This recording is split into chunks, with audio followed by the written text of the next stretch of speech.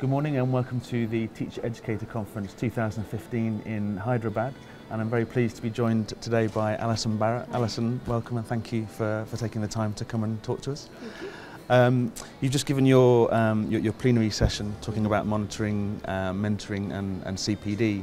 I just wanted to ask you a question about CPD, continuing professional development.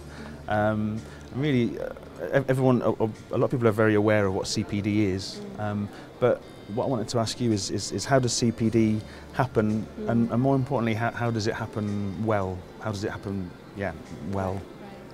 It's an interesting question. I think that there's a sort of CPD bug that's been going around the conference now for a couple of years and infected a lot of people, and everyone is talking about it, and I think everyone now has quite a good understanding of what CPD is and what it isn't. So the fact that it's not just about training, it's about accessing any kind of professional development opportunity that you think enables you to get better at your job and to help your learners learn better.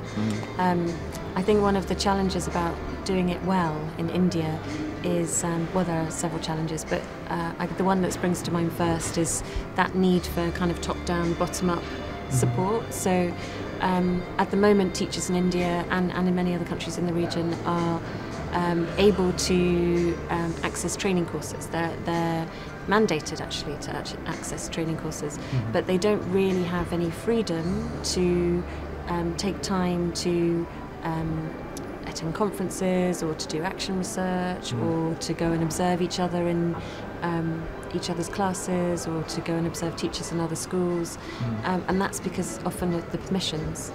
And so in order for CPD to be done well, there has to be an understanding of what CPD is, not just within this kind of academic community, but also within the sort of administrative community, the leaders and the government officials and the politicians and bureaucrats, and they have to be able to bring about some kind of mechanism to enable people to access opportunities, which is what our framework is trying to do, obviously. But Okay. I mean, you touched on some of the issues there, and obviously you've been involved in the Teacher Educator programme for several years now. I wondered, you looked at monitoring and you looked at coaching, and you kind of highlighted maybe some of the challenges there and some of the sort of perhaps the negativity perhaps with monitoring, and a need to move more into a coaching role. What are some of the sort of the key issues you think that exist at the moment within the Teacher Educator programme that need to be overcome? Well, shall I start with monitoring and mentoring? Yeah. So, I mean, monitoring, it's not a dirty word by any means. It is really important.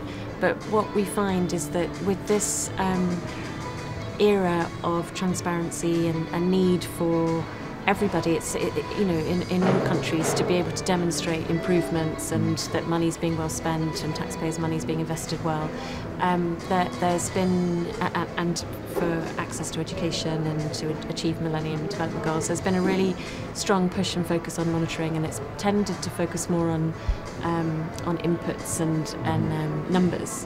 And really, we can use monitoring in a way to try and inform improvement as well. We can try and do measures of what's actually happening in the classroom, and we can try and track those measures over time.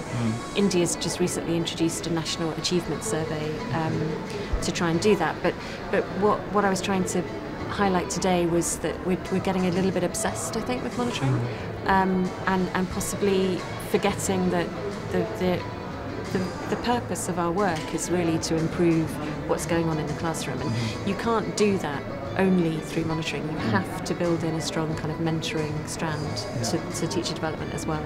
It's really critical, and I think 5 years ago India didn't really, the political environment wasn't necessarily ready for it, and I think now's the time. We've got to really try and